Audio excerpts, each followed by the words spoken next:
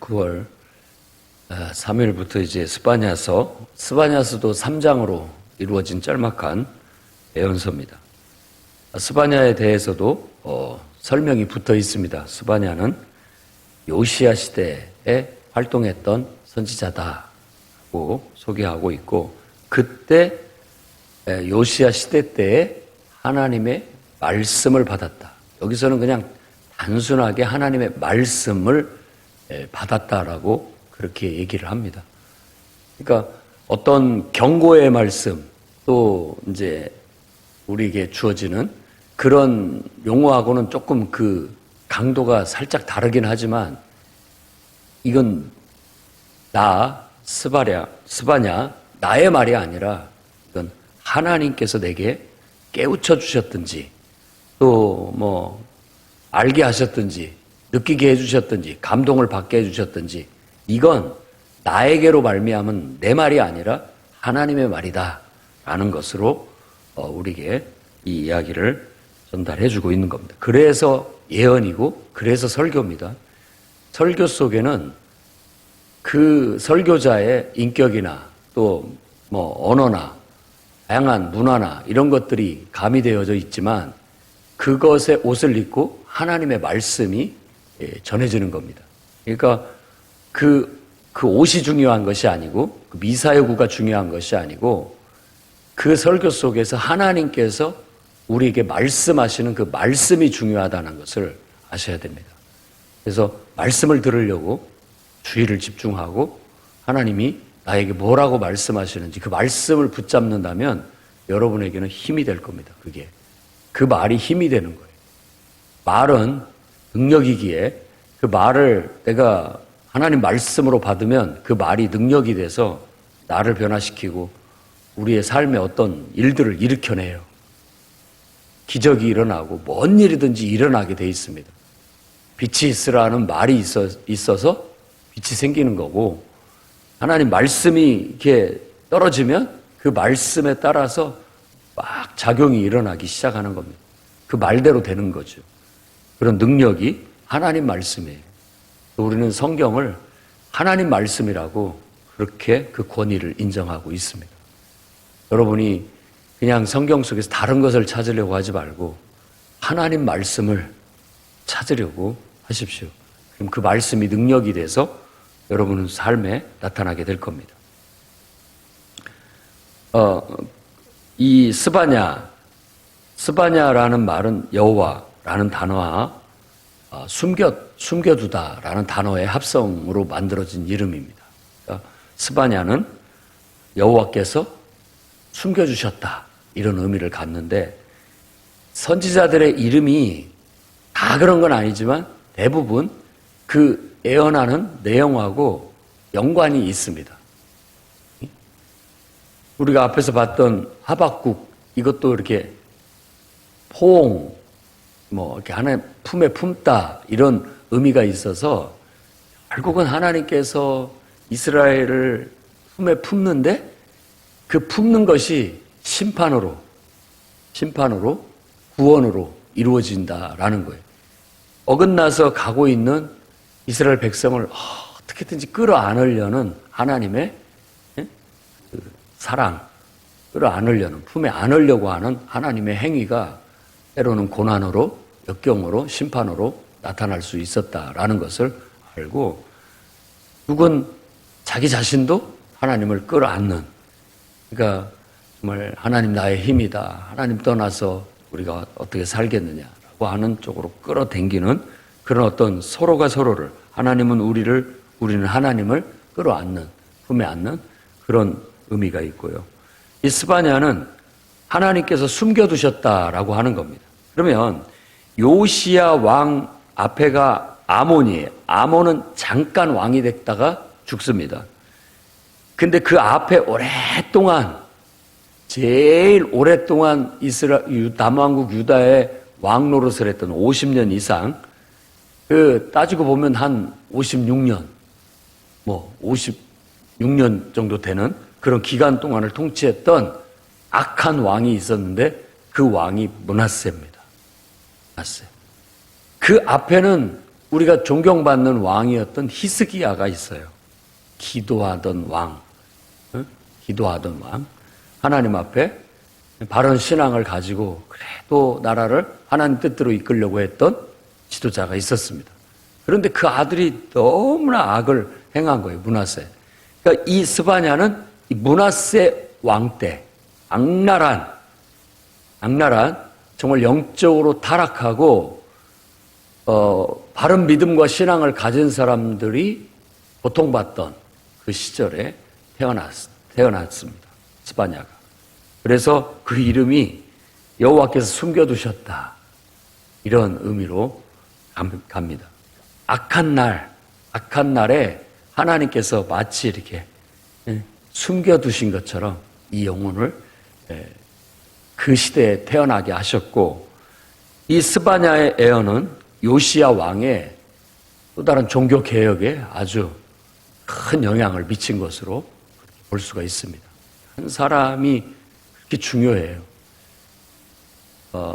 힘이 있는 곳에 항상 이 힘은 영향력이 강하기 때문에 힘이 있다라는 건 영향력이 있다라는 거예요. 물질이 있다는 것도 영향력이 있다는 겁니다.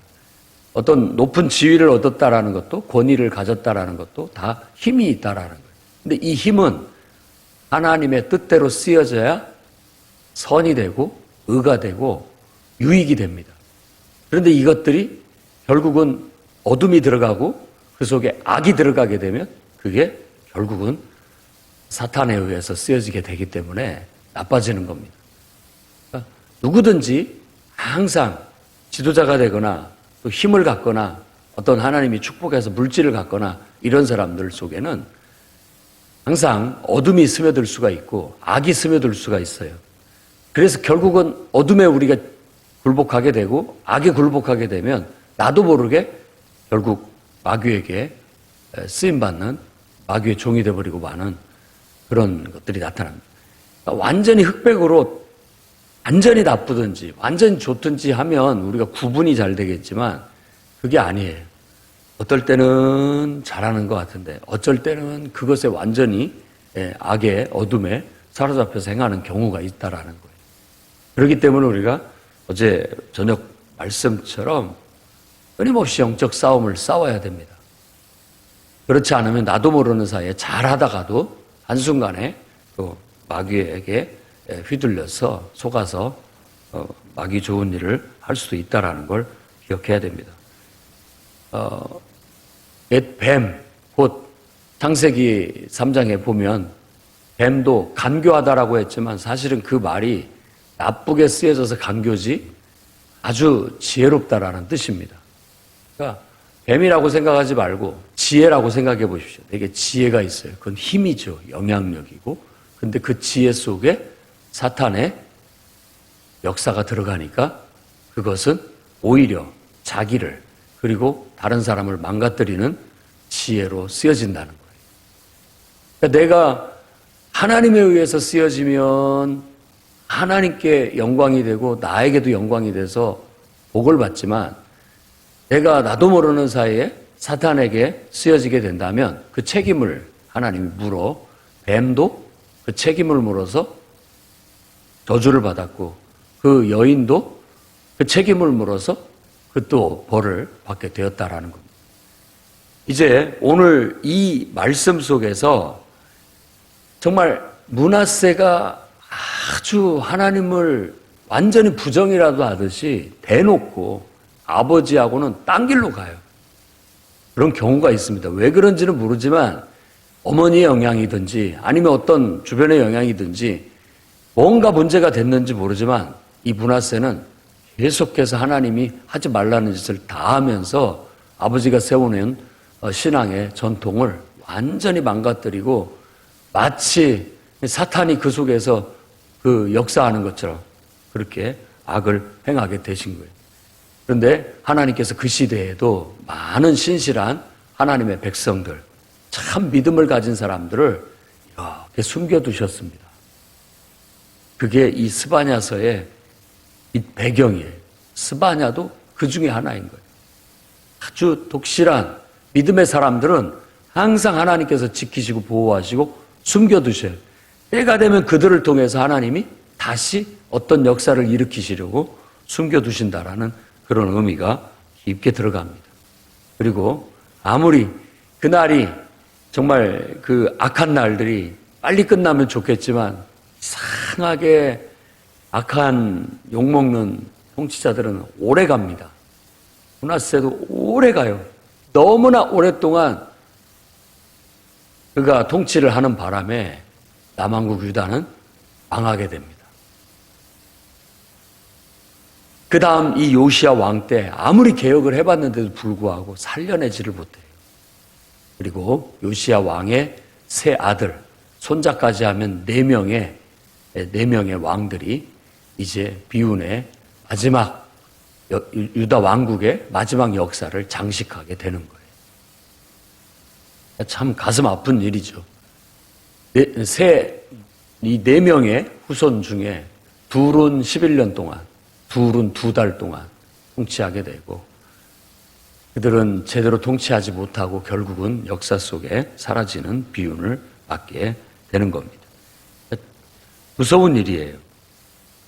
므낫세의 박해시대 때 출생했지만 하나님께서 스바냐 같은 확실한 믿음의 용사들을 잘 숨겨두셨다가 요시야 왕 시대에 다시 그들을 일으켜 세워서 다시 개혁을 하고 나라를 살려보려고 신앙적으로 영적으로 살려보려고 했지만 결국은 하나님의 큰 역사적 흐름과 섭리 그리고 계획 속에서 결국 유다 왕국은 이제 그 틀을 깨고 온실 속의 화초가 아니라 모판 안에 있는 모가 아니라 이제는 세상 속에 던져져서 자신의 믿음을 검증해야 되고 세상 속에서 하나님의 빛을 드러내야 될 사명을 안고 세상 속에 내보낸 거예요.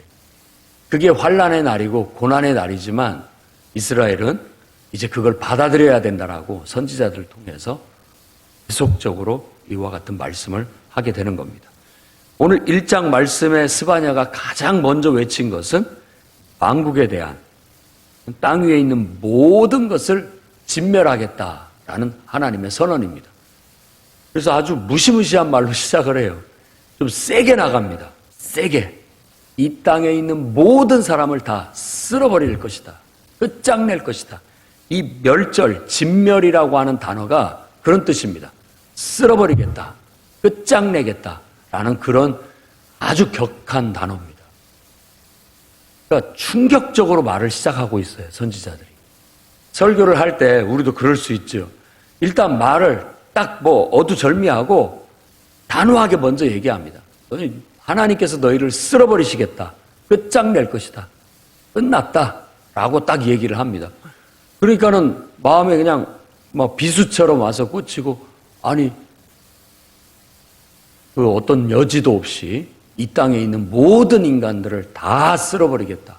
라고 말하는데 굉장히 화가 나셔가지고 말씀하시는 것 같아요.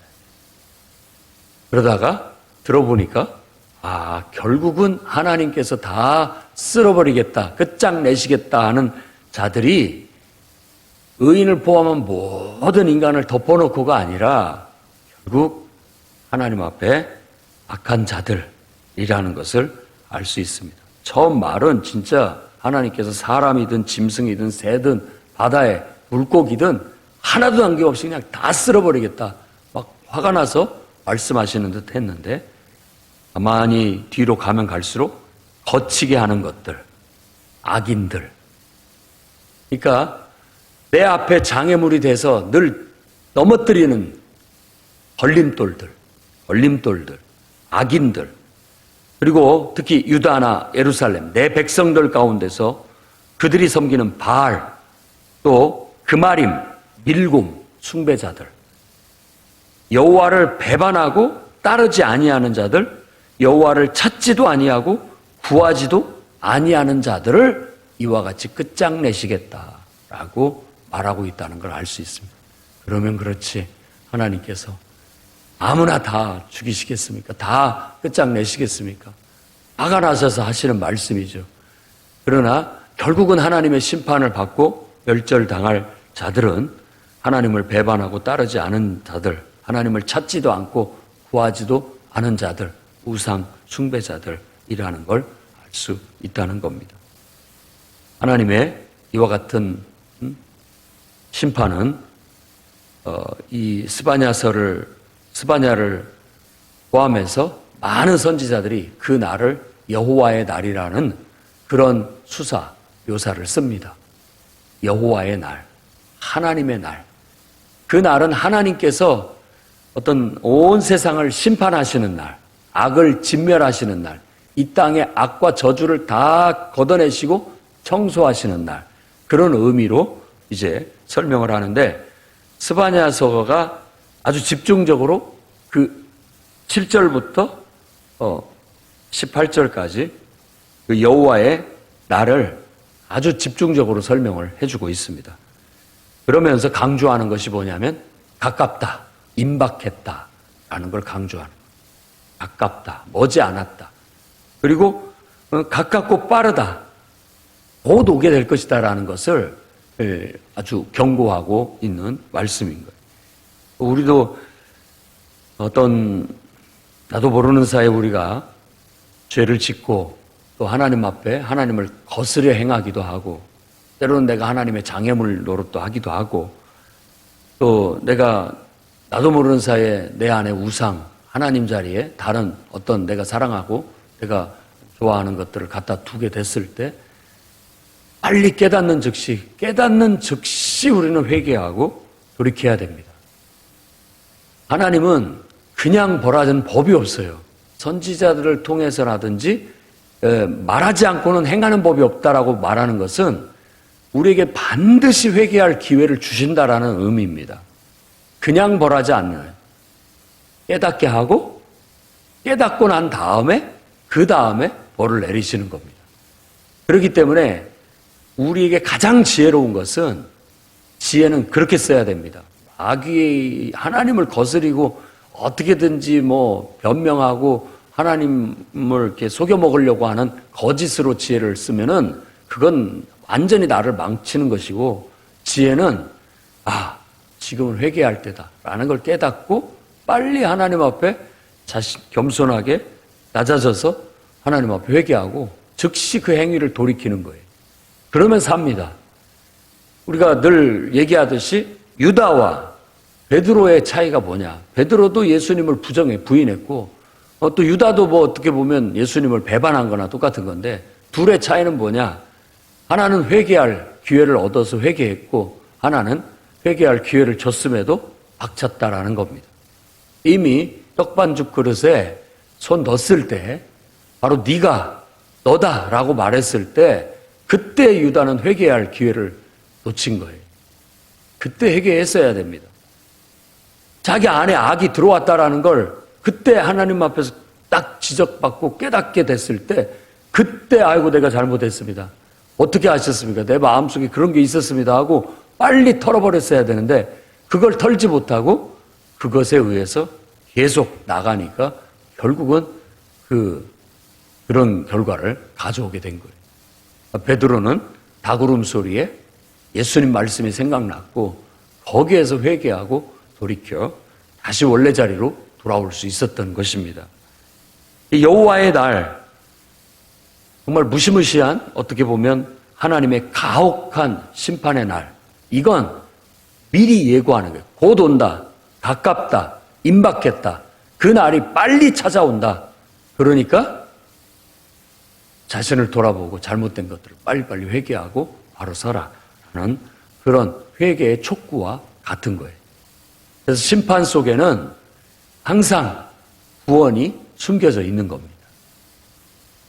하나님의 심판은 구원을 위한 심판이지 우리를 죽이기 위한 심판이 아니라는 거예요. 그러니까 여러분들이 그 구원의 손길을 심판 속에서 빨리 깨닫고 그걸 잡느냐, 아니면 끝까지 깨닫지 못하고 그 손을 잡지 않느냐, 그 차이에 있다고 볼 수 있습니다. 7절에서 9절에는 그 여호와의 날을 희생의 날로 얘기를 하는데, 이 희생이라는 게 재물 잡는 날, 그러니까 돼지 잡는 날, 잘 먹이고 잘 키웠다가 결국 잡는 날, 도살의 날이라는 의미로 희생의 날이라고 말하고 있습니다. 누구들?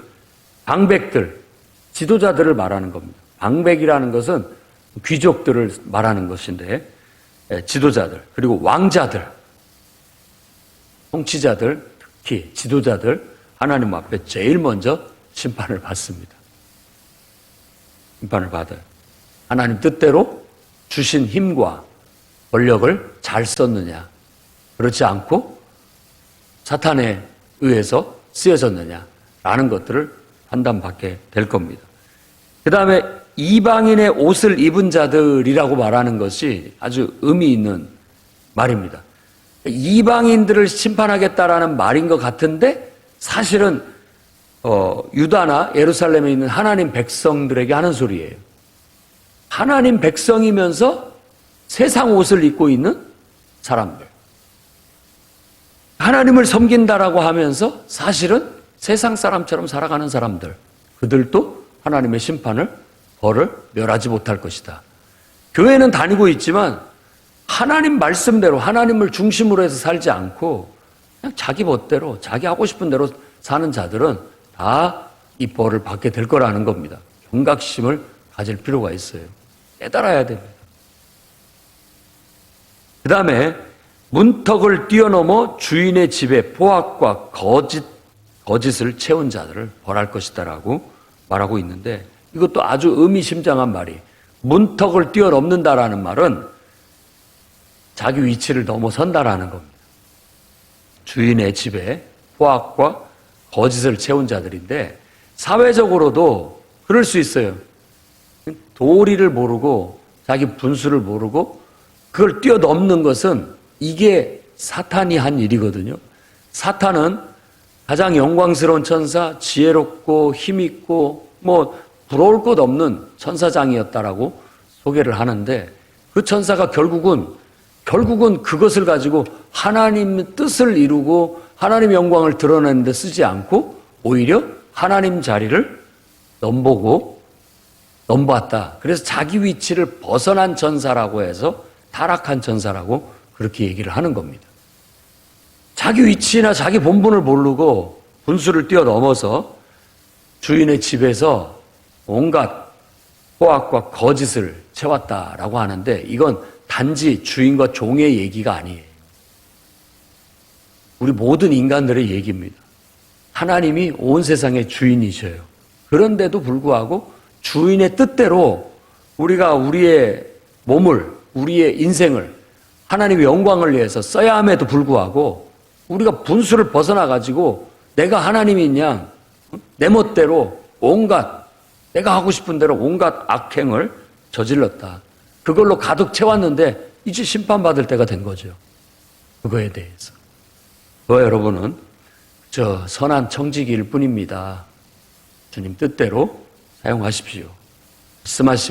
주님 말씀하시면 무엇든지 순종하겠습니다. 라고 하고 나아가야 된다라는 거예요. 우리 인간이 문턱을 뛰어넘어 주인의 집에 제멋대로 포악과 거짓을 채우면 안 됩니다. 여러분의 인생에 정말 주인을 망각하고 내 인생이니 생각하고 내 멋대로 내가 하고 싶은 대로 내 욕심대로 온갖 포악과 거짓을 인생에 채우면 반드시 심판받게 돼 있습니다. 그 심판의 날을 어떻게 우리가 견딜 수 있겠습니까? 그날에는 부르짖는 소리, 울음소리, 무너지는 소리가 울려 퍼지게 될 거라고 10절, 11절에 말합니다. 12절, 13절에 그때 예루살렘에 찌꺼기처럼 가라앉은 마음을 찾아서 벌하겠다. 이런 묘사들은 굉장히 멋진 표현입니다. 예루살렘의 찌꺼기처럼 가라앉은 마음. 그 마음이 뭐냐면 밑에 나와 있는 여호와는 복도 내리지 않으실 뿐만 아니라 화도 내리지 아니하신다. 라는 오만불손한 믿음 없는 소리를 하는 사람들입니다.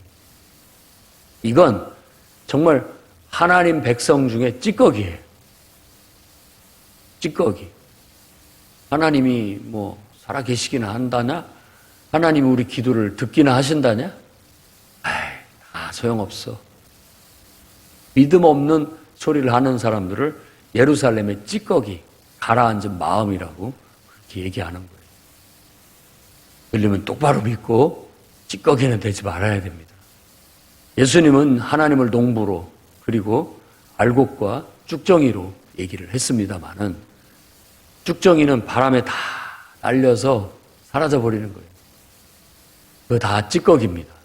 찌꺼기 같은 그런 신앙은 우리가 버려야 되겠고 알곡 같은 신앙을 가져야 됩니다. 당연히 하나님은 살아계시고 하나님 말씀대로 살면 은혜요, 축복이고 우리가 하나님을 부정하고 하나님의 뜻을 거스리면 그건 저주요. 그건 잘 돼도 저주일 뿐이다. 재앙이다 오히려. 라고 믿고 그런 믿음으로 나가야 되는 것이지 어디 이런 말을 함부로 합니까? 하나님은 뭐 복도 내리지도 않을 뿐만 아니라 그분이 뭐 화도 내리지도 않는다. 그건 아무것도 아니다. 이런 식으로 말하는 정말 교회 안에 행여라도 여러분 목장 안에나 믿음이 어린 성도들이 그런 말을 하거든 단호하게 혼내시고 바로 잡아주셔야 됩니다. 그런 말을 하면 큰일 납니다. 하나님이 벌하실 거예요. 그 말은 그냥 철없는 아이의 말로 빨리 고쳐줘야 될 말이라는 걸 여러분 아셔야 됩니다. 이렇게 하나님께서는 아주 세게 말씀하셨지만 바로 이런 것 때문에 이것을 내가 뿌리 뽑기 위해 벌을 내리는 거다. 찌꺼기 같은 그런 신앙들 다 걷어내려고 자기가 누군지를 모르고 하나님이 주인인지를 인정하지 않고 제멋대로 온갖 악행들을 저지르는 모든 자들 결국 하나님께서 다 때려잡고 벌을 하실 것이다 라고 말하는 겁니다. 14절에 18절에 다시 한번 여호와의 큰 날이 가깝고 가깝다 그리고 가깝고 빠르다라는 걸 또 강조합니다. 그러면서 그날은 분노의 날이요 환난과 고통의 날이요 황폐와 패망의 날이요 캄캄하고 어두운 날이요 구름 끼고 흑암의 날이요 경고의 나팔 소리가 울려 퍼지는 날이요 경고와 성읍이 무너지고 망대가 무너지고 공격받는 날이다 라고 말하면서 그날의 무시무시함 그리고 급격하게 찾아오게 된 어두움, 재앙 어떤 이런 것들을 말하고 있는 거죠. 흰나노 태풍이 아주 초강력 태풍으로 우리나라를 덮칠지도 모른다라고 말하는 것처럼 지금 그런 날이 온다라는 거예요. 온 세상을 뒤집어 엎을 하나님의 진멸하는 날, 쓸어버릴 날들이 찾아오고 있다라는 겁니다. 하나님이 그날에는 사람들을 맹인처럼 만드실 것이다. 그러니까 눈을 가려서 못 보게 하신다라는 겁니다. 어쩌면 하나님께서 하나님의 주권적인 표현으로 하나님이 맹인이 되게 하셨다고 하지만 사실은 우리가 맹인이 된 겁니다. 눈이 있어도 하나님을 보지 못해요. 귀가 있어도 듣지를 못해요. 아무리 하나님께서 자신을 보여줘도 보지를 못해요. 아무리 하나님의 말씀을 큰 소리로 외쳐도 듣지를 못해요. 들어도 듣지 못하고 봐도 보지 못하는 그 어리석음을 말하는 거예요. 왜 못 보겠습니까? 왜 듣지 못하겠습니까? 자기 듣고 싶은 것만 듣기 때문에. 자기 보고 싶은 것만 보기 때문에. 보지도 못하고 듣지도 못하는 거예요. 뭔가에 완전히 빠져 있어서 들리지 않고 볼 수 없는 겁니다. 빨리 그 우상을 걷어내야 됩니다. 빨리 그 교만과 자만을 걷어내야 됩니다. 그렇지 않으면 이 환란이 눈앞에 칼이 목에 들어왔는데도 깨닫지 못하는 어리석음을 범할 수 있다는 걸 알아야 됩니다. 그날에는 은금이 다 소용없습니다. 우리가 가지고 있는 힘도 지혜도 능력도 돈도 아무것도 나를 구해줄 수 없다라는 걸 말하고 있습니다. 여호와의 분노의 날이 질투의 불처럼 모든 것을 삼킬 것이다. 땅의 모든 주민은 그때 멸절되게 될 텐데 놀랍게 정말 엄청나게 무시무시하게 하나님의 심판이 임하게 될 것이다 라고 말합니다.